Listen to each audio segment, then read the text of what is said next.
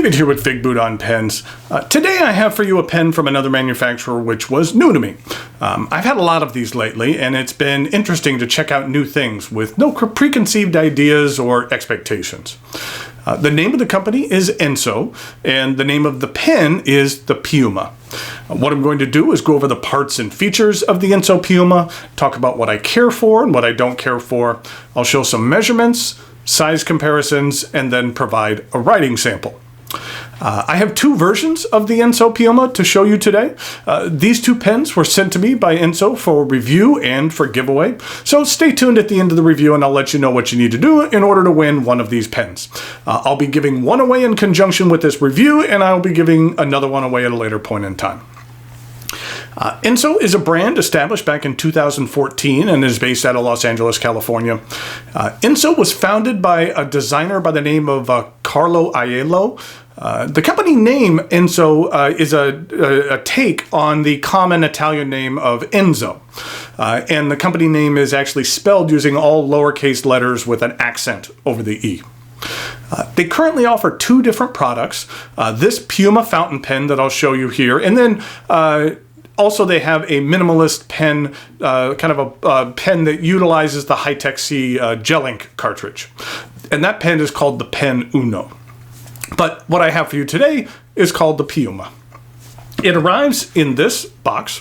On the front, it's embossed, so the pen is minimalistic, and so is the packaging. The box simply slides open, and there we have a pen. This is the Ensso Piuma. The Piuma is an Italian word meaning feather, and it's used to pay homage to the very first pens that were made from feathers. The Piuma is also available in a number of different materials.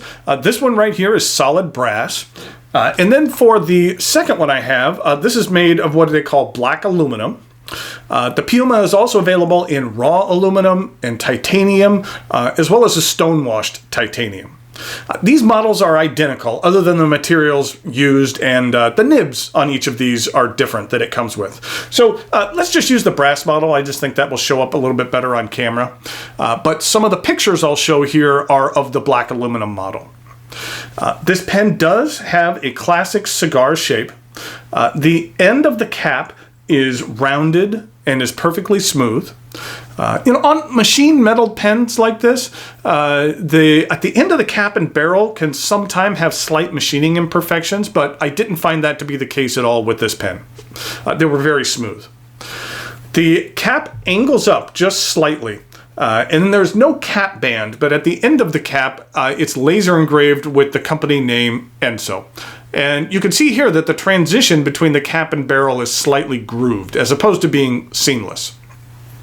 The barrel is straight for a bit, and then it slowly tapers off to the back of the barrel, where again, it's rounded off with a slightly more pointed, rounded end than the cap.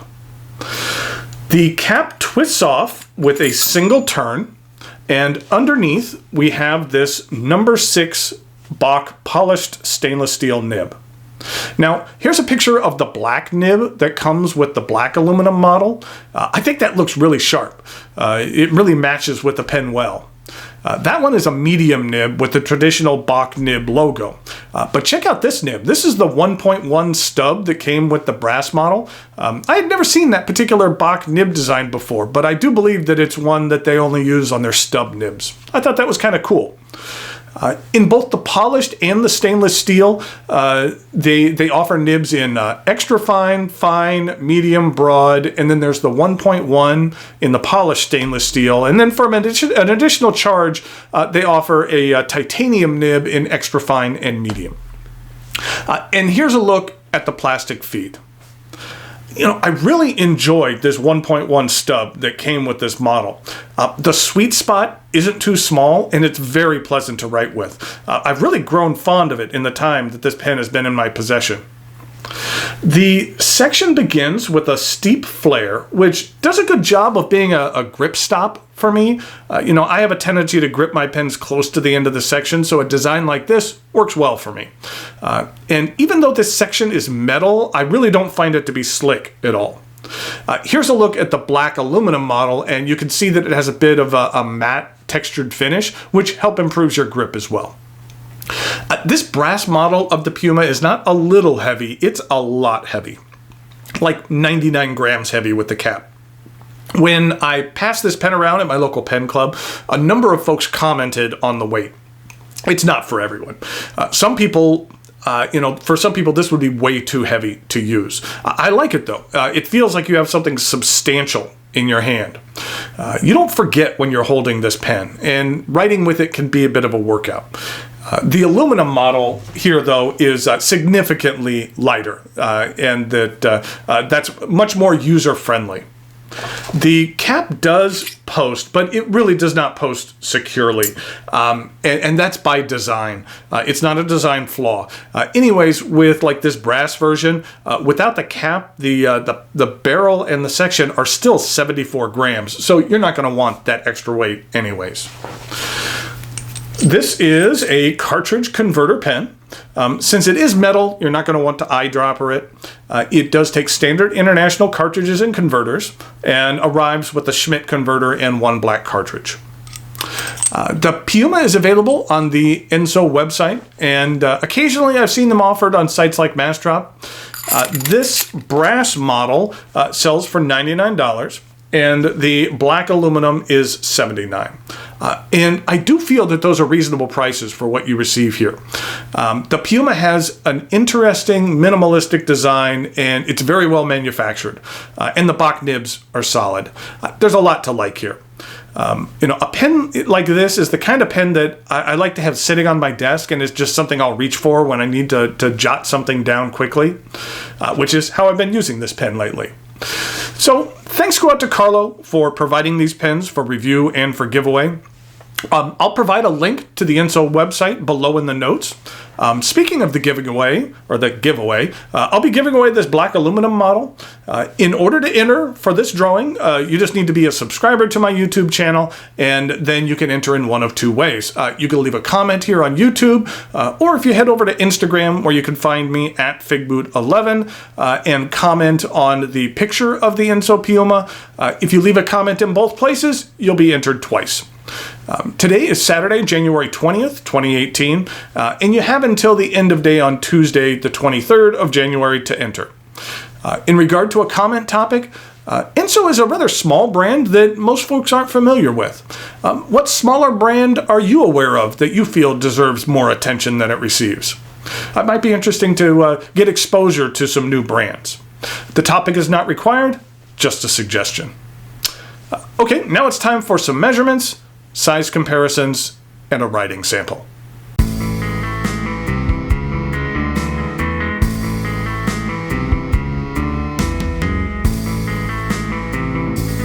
Here we go with some size comparisons for the Ensso Piuma. This again is the brass model. Here is the black aluminum model. And like I said before, the brass model is very heavy, so I thought I would compare it with a number of other really heavy pens, or let's say some of the heaviest pens that I own. Here it is with the ASC Bologna Extra Arco, and then here it is with a Wahl Eversharp Deco Band. Then in regard to some other heavy pens, here it is with a Faber-Castell E-Motion. Then here it is with a Lamy 2000 stainless steel. And then finally, the heaviest pen in my collection. Again, the Ensso weighed in at 99 grams. This one weighs in at 122 grams, which is the Karas Customs ink in the copper finish, which is an extraordinarily heavy pen, but I love it. I like both of these pens.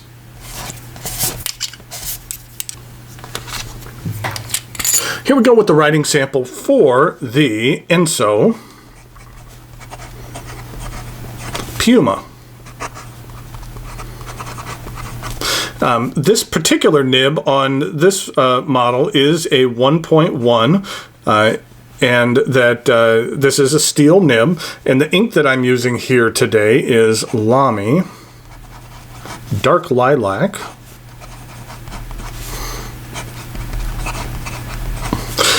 This is what that looks like. It's one of my favorite purples. I find it's just a really nice, deep, dark purple. And then plus the fact that you can barely get it anymore, there's just an extra added attraction to it. And then just for comparison, here is the black aluminum model. And this one is a medium.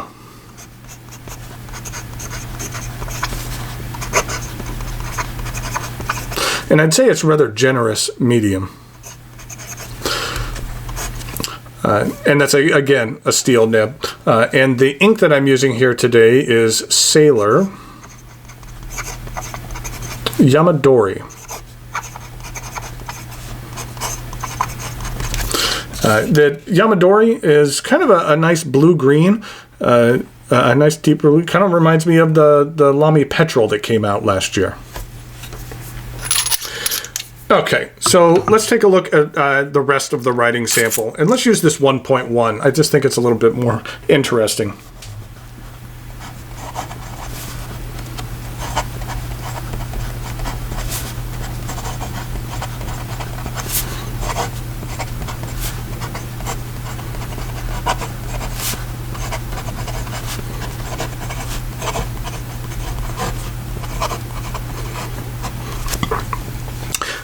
It's fairly effortless to use this 1.1, and while I have a tendency to kind of write at an odd angle while I'm doing these writing samples, that for the most part it was relatively easy to hit the sweet spot here. And you can really see the difference in the line variation between the vertical and the horizontal.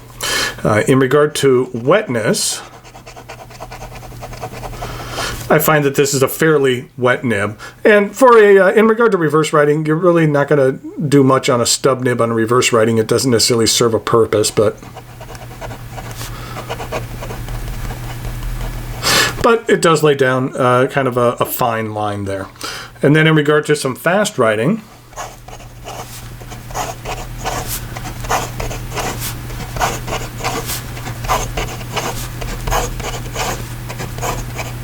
I missed a point right there, but for the most part, the ink flow is perfectly fine on this. Let's do one more fast writing sample with just the medium nib.